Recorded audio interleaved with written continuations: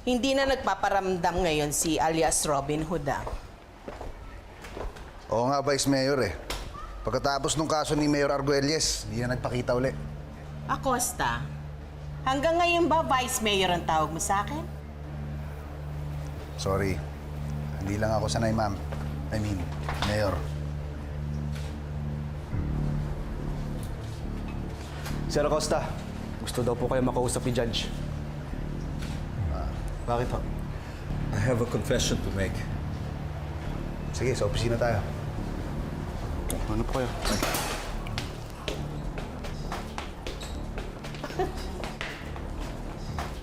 Grabe naman si Acosta. Hindi naman pare itong si Acosta. Ano naman i-confess ni Judge Aber? We have to do something about Romulo. I'm not going down for this, Wilson. Maggie, eto problema mo. Hindi ko problema to. Kung hindi dahil dyan sa anak mo, gawa barbecue driver niya, wala tayo problema. Chismoso nga kasi. Nakikita mo ba mukha ko, ha?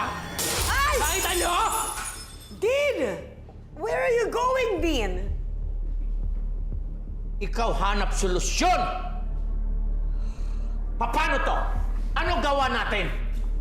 At sino ba bayad ngayon ng base na yan?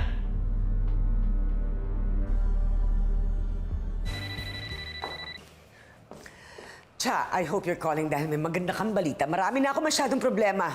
Well, I don't know if this is good news or bad news. You be the judge. Pinagtatawanan mo ba ako? Ikaw naman! Natatawa lang ako dahil doon sa sinabi kong you be the judge. Kasi nga, ang ikikwento ko sa'yo tungkol doon sa ex-husband mo na judge. Di ba funny? What about Romulo? Well, nandito si Romulo. May ko-confess daw siya kay Acosta. Kasama pa yung anak mo. Andyan si Julian? Yes! Maggie? Napikon sa joke ko. Maggie! Saan ka pupunta? I have to see my son! Paano na alias Robin Hood? Tapos, sino babayad ng base na to? Ming Dynasty pagkaling ang base na to. Maggie!